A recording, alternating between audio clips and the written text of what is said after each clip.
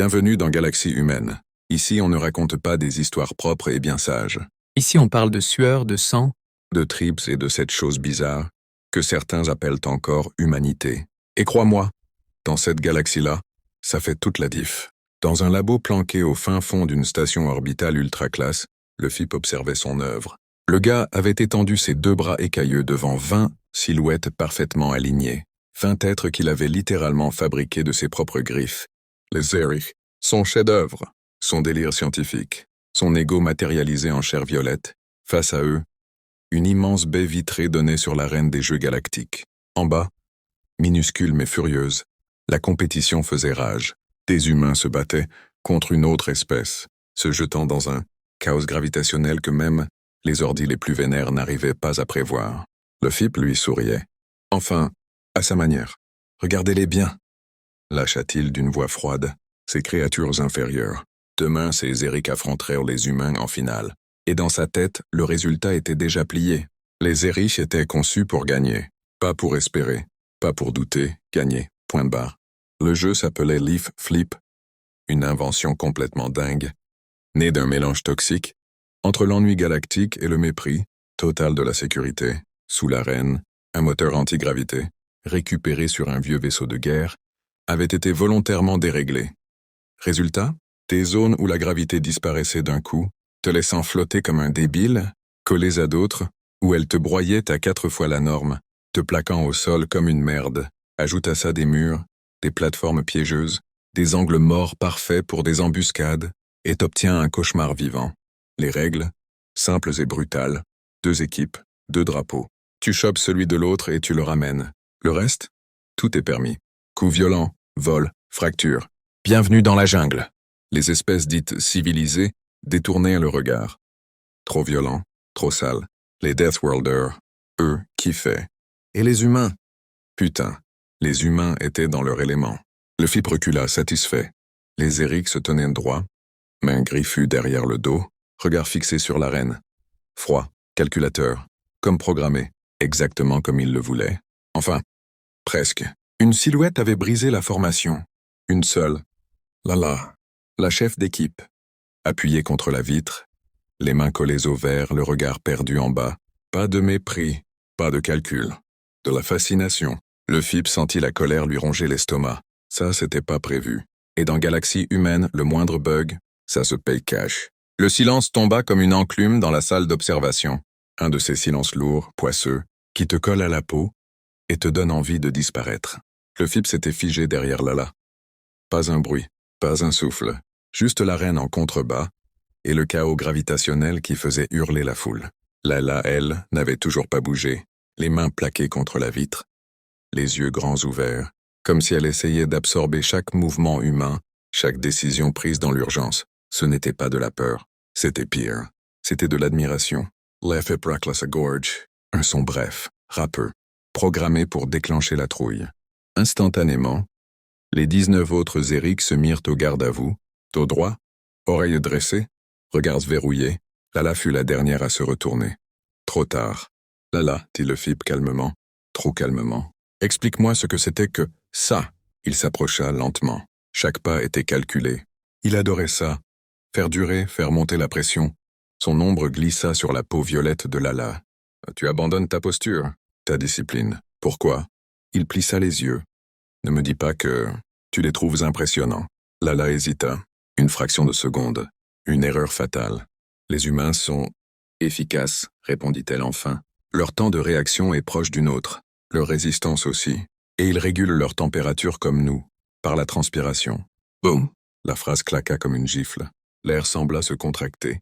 Les Zerich échangèrent des regards rapides, mal à l'aise. Personne n'avait jamais osé parler comme ça. Pas devant lui. Le FIP ne cria pas. Il leva simplement le poignet. Son bracelet s'illumina. Un écran tactile apparut. Son doigt griffu glissa lentement à travers les menus. Beaucoup trop lentement. Il voulait qu'il voie, qu'il comprenne. Correction neuronale. Sujet 01. Lala. Il appuya. Le corps de Lala se raidit instantanément.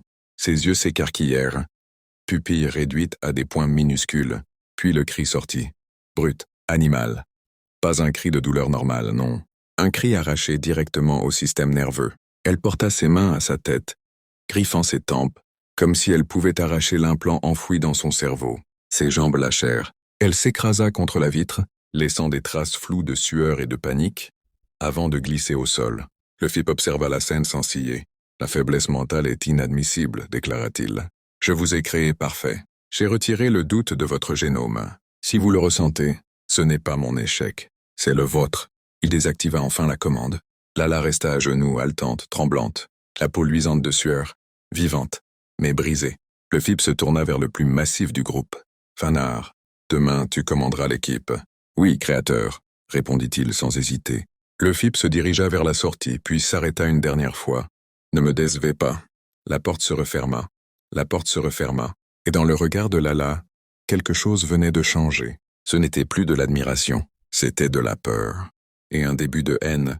Le lendemain, l'arène s'étendait devant Lala comme un mauvais rêve devenu réel. Un cauchemar bien concret, bien métallique, bien mortel. Des murs tordus surgissaient du sol sans logique apparente. Des plateformes transparentes flottaient au-dessus de zones traîtresses, et le sol lui-même semblait hésiter entre te porter ou t'écraser. Sous tout ça, le vieux moteur de guerre chantait. Un bourdonnement sourd, irrégulier, comme un cœur malade. La gravité changeait sans prévenir. Une seconde, tu cours. La suivante, tu flottes comme une feuille morte. Puis bam. 4 fois la pesanteur qui te plaque au sol. Pas de rythme, pas de pitié. Autour, les gradins explosaient de bruit. Des milliers de spectateurs, de toutes les espèces possibles, hurlaient, vibraient, pariaient sur le sang. Les Eric recevaient des ovations pleines d'attente. Les favoris. Les parfaits. Les humains, eux, récoltaient des applaudissements timides, poliment, comme si personne n'osait vraiment croire en eux. Lala se tenait dans la formation Zérique, légèrement en retrait maintenant. Plus chef. Juste un pion. Elle jeta un regard vers Vanard. Massif, solide, trop rigide. Il portait l'autorité comme une armure mal ajustée. La veille encore, il recevait ses ordres. Aujourd'hui, c'était lui qui parlait. De l'autre côté du champ, l'équipe humaine se préparait. 10 hommes, 10 femmes. Équipement simple, presque primitif comparé aux combinaisons tactiques Zérique. Ils avaient l'air normaux, et pourtant, ce n'était pas eux qui faisaient trembler Lala. Elle leva les yeux, instinctivement. Tout en haut, derrière la paroi transparente, se trouvait la baie d'observation. Elle savait qu'il était là. Le FIP, en train de regarder, d'attendre une erreur, une excuse pour appuyer sur un bouton. La voix du drone résonna dans l'arène. Compétiteur. Prêt. Les oreilles de Lala se plaquèrent contre son crâne. Début. Où c'est agressive? Cria Vanard. On prend leur drapeau avant qu'ils s'organisent? Pas de combats inutiles. L'équipe explosa en mouvement. Lala courut avec eux, les muscles tendus, l'esprit en alerte maximale. Premier obstacle, un muret bas. Elle sauta sans réfléchir, geste fluide parfait. Des années d'entraînement, puis la gravité lâcha. C'est Roger. Son estomac se souleva. Elle pivota en plein vol, attrapa le rebord d'une structure et se projeta vers une zone stable. 2 secondes perdues. Derrière elle, un Zérich eut moins de chance. Le retour brutal de la gravité le fracassa au sol. Personne ne s'arrêta. L'arène se lisait comme une carte vivante. Chaque faux pas devenait une leçon. Chaque chute marquait une zone mortelle. Lala mémorisait tout. Les pièges, les passages sûrs, les futurs points de choc. Et puis elle les vit. Les humains. Les 2 équipes se rencontrèrent au centre du champ, dans un choc brutal. Pas de stratégie compliquée. De l'instinct pur. Mâle contre mâle. Femelle contre femelle. Une règle non écrite, vieille comme le jeu. 2 humaines lui barrèrent la route. Solides. Déterminée. La première tenta un plaquage bas. Lala esquiva et la projeta contre un obstacle. La seconde feinta, tenta de saisir son bras. Mauvais choix. Lala se libéra, coude dans l'épaule et repartit en sprint. Elle courait. Pas pour la gloire, pas pour le FIP, juste pour survivre. Et quelque part au fond d'elle, une pensée interdite surgit. Et si on pouvait perdre? Lala courait, ses poumons brûlaient, sa peau violette luisait de sueur. Et chaque foulée était une négociation avec la gravité. Elle ne fuyait pas seulement les humaines derrière elle. Elle fuyait le regard de le FIP, la douleur gravée dans sa mémoire, et cette certitude glaçante que l'échec n'était pas une option. Les obstacles défilaient, un mur presque vertical. Elle grimpa, griffes plantées dans le métal. De l'autre côté, une zone à gravité renforcée. Elle amortit l'impact, genoux pliés, et repartit avant que ses poursuivantes ne franchissent l'obstacle. Devant elle, enfin, le drapeau humain. Un repère lumineux planté dans sa base, presque insolent. 2 défenseurs montèrent la garde. Lala n'hésita pas une seconde. Elle percuta le premier à pleine vitesse, utilisant son propre élan pour le projeter hors de la trajectoire. Le second réussit à agripper son bras. Elle pivota, brisa la prise et plongea. Ses doigts se refermèrent sur le tissu. Le rugissement de la foule explosa. Les oreilles de Lala bourdonnèrent sous la vague de bruit. Elle avait réussi. Elle tenait le drapeau humain contre sa poitrine, comme s'il pesait bien plus que sa masse réelle. Elle se retourna et repartit à fond vers son camp. À mi-chemin, une silhouette massive surgit devant elle. Vannar, le nouveau chef, le souffle court, les yeux brûlants de détermination. « Donne-le-moi », lança-t-il. Un humain a pris le nôtre. C'est une course maintenant. Défends notre camp.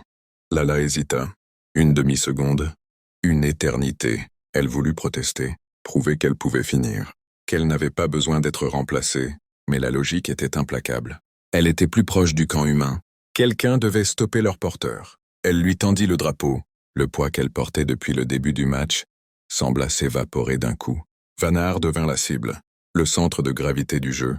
Tous les humains convergèrent vers lui. Lala fit volte-face et sprinta. 2 Eric se joignirent à elle. Formation serrée, mouvement synchronisé. La carte mentale du terrain était complète maintenant. Ils évitèrent les pièges, glissaient entre les zones instables, fonçaient droit vers l'urgence. Et elle les vit, 3 humains. L'un d'eux portait le drapeau Zéric. Ils arrivaient vers un goulet naturel, coincé entre 2 énormes structures. « Bloquez-les » cria Lala sans réfléchir. Les ordres sortirent tout seuls, comme avant. « À gauche, à droite, je prends le drapeau. » Les humains eurent une fraction de seconde de surprise. Une femelle attaquant directement un porteur mâle, pas interdit, juste peu habituel. Lala s'en foutait. Elle se projeta sur lui de tout son poids. Ils roulèrent au sol. Le drapeau glissa. 2 mains s'y accrochèrent en même temps. « Lâche ça !» grogna l'humain. Lala ne répondit pas. Elle s'ancra. Corsmore, bras verrouillés, chaque muscle tendu pour une seule mission, ne pas lâcher. Pour gagner, pour vivre. Et quand la gravité changea à nouveau, Lala sut qu'elle venait de faire quelque chose de complètement fou, mais irréversible. La gravité les frappa comme un mur. 4 fois la norme. Pas une métaphore. Une masse invisible qui s'écrasa sur leur corps, les clouant presque au sol. Le souffle quitta les poumons de Lala dans un râle étouffé. Ses genoux touchèrent le métal de l'arène. Mais elle ne lâcha pas le drapeau. Pas maintenant, pas jamais. L'humain grogna sous le poids, surpris, déséquilibré. Sa prise se relâcha juste une microseconde. Assez. Lala s'enroula autour de lui, jambes verrouillées à sa taille, bras serrés autour de son torse. Elle le transforma en encre vivante. Impossible de courir. Difficile même de respirer. T'es complètement taré, lâcha-t-il, la voix tendue entre colère et incrédulité. C'est qu'un jeu! Un jeu. Le mot résonna dans la tête de Lala comme une absurdité totale. Pour lui peut-être, pour elle, c'était la différence entre vivre libre ou retourner dans une cage. Il tenta de la secouer, de changer d'angle, d'utiliser son poids contre elle. À chaque mouvement, Lala s'ajustait. Elle avait été conçue pour ça. Optimisée, calculée. Puis il cria un nom. « Carter !» Un autre humain apparut au bord de la zone à forte gravité. Sans hésiter, le porteur lança le drapeau d'un geste désespéré. Le tissu vola, décrivit un arc parfait, et atterrit dans les mains de Carter. Le cœur de Lala s'effondra. Elle tenta de se projeter, mais l'humain la retint fermement. « Oh non ?» dit-il, presque amusé malgré l'effort. « T'as commencé ça. Tu restes avec moi. » Elle se débattit. Technique de combat. Pointe de pression. Rien n'y faisait. Il s'adaptait encore et encore, la maintenant coincée. « Regarde » souffla-t-il. « C'est fini. » Lala tourna la tête. Vannar était à terre, immobilisé par plusieurs humains. Le drapeau humain repartait déjà vers leur base, porté calmement, sans urgence. De l'autre côté, Carter avançait sans opposition. Trop tard, trop loin. Et au-dessus de tout ça, à travers les parois transparentes, la baie d'observation, le FIP. Immobile, silhouette rigide, juge silencieux. Quelque chose céda en elle, une pression dans la poitrine, une brûlure dans la gorge, puis ça coula, chaud, incontrôlable, des larmes. Elle ne savait même pas qu'elle en était capable. Elles tombèrent sur le visage de l'humain qui la retenait. « C'est fini pour moi », murmura-t-elle d'une voix brisée. « Il ne me laissera jamais repartir. J'ai échoué. » L'humain se figea. Il cligna des yeux, porta ses doigts à sa joue, goûta machinalement la trace salée. Son expression changea. Confusion, réalisation. « Attends. Pourquoi tes larmes ont ce goût-là » avant qu'elle puisse répondre. Il la tira hors de la zone de gravité, profitant du chaos et des cris de victoire humaine. Il l'entraîna derrière un énorme obstacle, hors de vue des caméras. « Mikl, dit-il en reprenant son souffle, je m'appelle Mikkel. » Puis il fit quelque chose d'encore plus étrange. Il pencha la tête et la sentit, son odeur, sa sueur, son ADN presque. Les yeux de Mikl s'écarquillèrent. « Non, murmura-t-il, c'est pas possible. » Lala, tremblante, releva la tête. « Qu'est-ce que tu racontes ?» Il la fixa droit dans les yeux, la voix soudain grave. « T'es pas artificiel. T'es des nôtres. » Et pour la première fois de sa vie, Lala sentit naître quelque chose de plus fort que la peur, l'espoir. Le vacarme de la victoire humaine faisait trembler l'arène. Cris, chants, coups sur les parois. Un bordel total. Personne ne faisait attention à une Zérich brisée, planquée derrière un obstacle avec un humain essoufflé. C'était le moment parfait pour disparaître. « Écoute-moi bien », murmura Mikl en lui tenant les épaules. « Là-haut, ton créateur, il te cherche déjà. Si tu retournes avec les tiens, ça va mal finir. Très mal. » Lala hocha la tête, incapable de parler. Son corps tremblait encore, pas à cause de l'effort, mais à cause de l'après, de la chute, du regard de Lefip qui lui brûlait encore la peau. « Viens avec moi », continua Mikl. « Juste jusqu'à notre baie médicale. Si j'ai tort, tu repars. Si j'ai raison. Alors tout ce que tu crois sur toi est faux. » Ils bougèrent quand la foule explosa une dernière fois. Dans le chaos, Mikl la guida par des couloirs secondaires, des passages réservés au staff humain. Lala s'attendait à tout moment à sentir la douleur familière de l'implant, cette décharge qui te rappelle à qui tu appartiens. Rien ne vint. Ça la terrifiait encore plus. La baie médicale humaine n'avait rien d'un labo de Lefip. Pas de cage, pas de vitrine, juste de la lumière douce des murs clairs et des humains qui la regardaient, comme une personne, pas comme un objet. « Bordel !» souffla une médecin en la voyant de près. Elle transpire. Comme nous. On la scanna. Sang, salive, cellules de peau. Chaque test rendait Mikl plus tendu. Chaque minute qui passait faisait s'effondrer le monde de Lala un peu plus. « C'est impossible, » murmura-t-elle. « Il m'a créé. Il l'a toujours dit. » La médecin leva les yeux de son écran, le visage grave. « Non, il t'a modifié. » Les résultats s'affichèrent. Brutaux. Sans appel. ADN humain à 92% annonça quelqu'un. Le reste, c'est de l'optimisation. Sensorielle, esthétique. Le sol sembla disparaître sous les pieds de Lala. Donc, je suis humaine, répondit Mikl doucement. Ou en tout cas, tu l'étais avant qu'il te trafique. Les images revinrent d'un coup. Sa façon de transpirer, sa résistance, ses larmes. Tout prenait sens. Lefip n'avait jamais créé la perfection.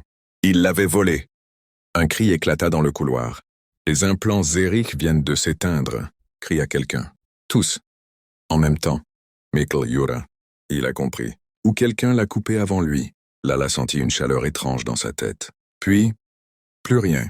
Pas de menace. Pas de laisse invisible. Juste le silence. Elle s'effondra sur la chaise, respirant à grands coups, libre pour la première fois. « Qu'est-ce que je vais devenir ?» demanda-t-elle, la voix cassée. Mikl s'accroupit devant elle. Déjà, vivante. Ensuite, libre. Et crois-moi, Galaxie humaine ne laisse pas tomber les siens. Au même moment, quelque part dans la station, Lefip regardait ses écrans devenir noirs. Et pour la première fois, le Créateur avait peur. La liberté dura exactement 3 minutes. 3 minutes de calme étrange, presque irréel, avant que les alarmes ne hurlent dans toute la station. Des lumières rouges inondèrent les couloirs, pulsant comme un cœur en panique. La galaxie humaine venait de passer en mode crise.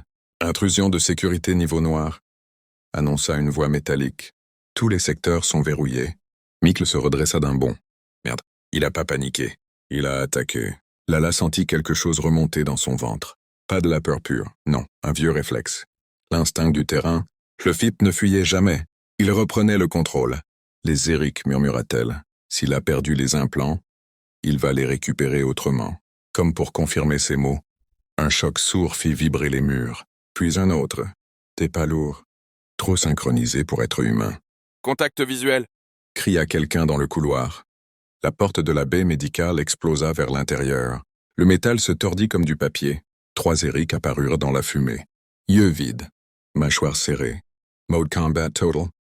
Ils sont en manuel, souffla Lala, sans implant. Ils obéissent encore. Par peur, les médecins reculèrent en hurlant. Mikl attrapa Lala par le poignet. On se barre, maintenant. Ils plongèrent dans un couloir, secondaire juste avant que la pièce ne soit réduite au chaos. Lala courait différemment maintenant, plus légère, plus consciente. Chaque choix lui appartenait. « À gauche !» cria-t-elle. Zone de maintenance. Gravité instable, ils détestent ça. Ils bifurquèrent. Le sol vibra, la gravité fluctua. Les Eric ralentirent, hésitants. Parfait, mais rigide. Trop programmé pour improviser. Tu commandes bien. Lança Mikl entre deux respirations. Lala eut un rire bref, presque amer. Toute ma vie, on m'a appris à survivre. Jamais à choisir. Une passerelle se déploya devant eux. En dessous, le vide spatial, retenu par un champ énergétique fragile. Lala s'arrêta net. Si on traverse, ils suivront. Si on coupe le champ, ils tomberont. Mikl la fixa. Et nous? On saute juste après. 3 secondes.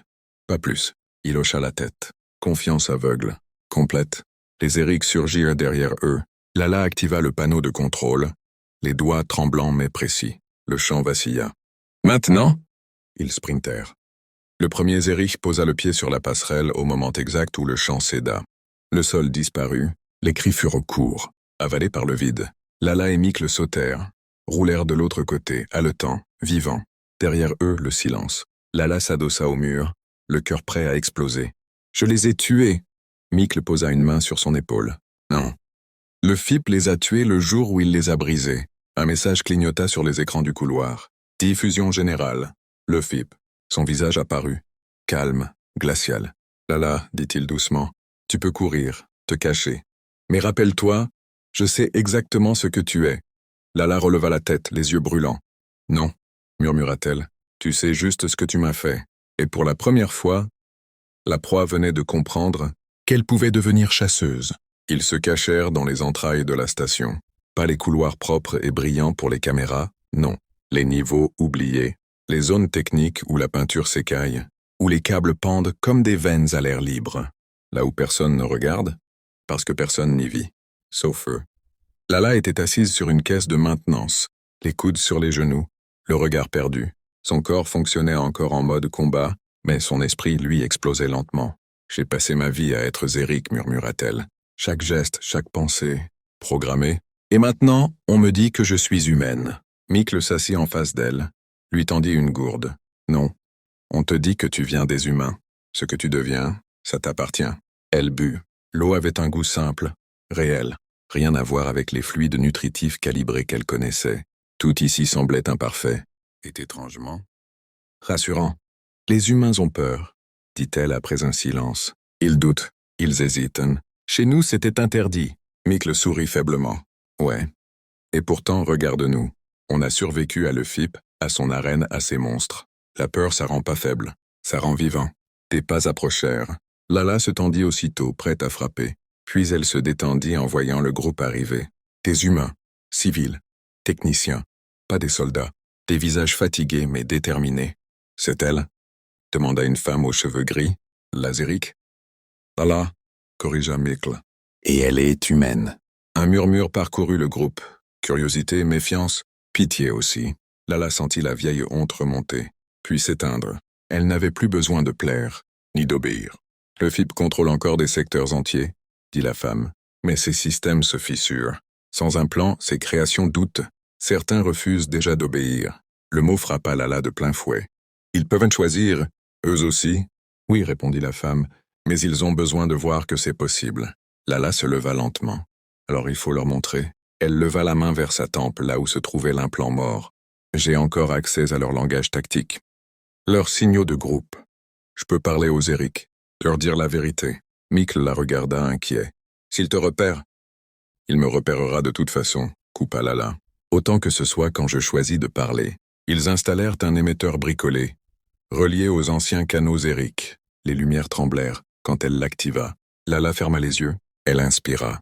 « Zéric, dit-elle d'une voix claire. C'est Lala. On vous a menti. » Les images affluèrent dans son esprit. Des visages, des souvenirs, de la douleur partagée. Vous n'êtes pas parfait. Vous êtes vivant. Et ce doute que vous ressentez, ce n'est pas un bug. C'est votre liberté. Le silence répondit, puis un signal. Un autre. Puis des dizaines. Des Eric écoutaient. Lala ouvrit les yeux, le cœur battant. Elle ne fuyait plus. Elle ne survivait plus. Elle devenait humaine. Et le FIP venait de perdre bien plus qu'un contrôle. La station changea de rythme. Ce n'était pas visible tout de suite, mais Lala le sentit. Comme une vibration sourde sous la peau. Les flux de données zériques, autrefois rigides et parfaitement synchronisés, devenaient chaotiques. Des hésitations, des silences, des ruptures nettes. Le doute se propageait. « Il perd la main », murmura Mikl en observant les écrans bricolés. Les patrouilles se désorganisent. Certains errés quittent leur poste. Lala ferma les yeux un instant. Chaque signal reçu était une voix qu'elle reconnaissait. Des anciens coéquipiers. Des soldats parfaits, qui pour la première fois se demandaient pourquoi ils obéissaient. Mais le FIP ne lâchait pas. L'éclairage de la station vacilla brutalement, puis une diffusion força tous les écrans à s'allumer, même ici dans les bas-fonds.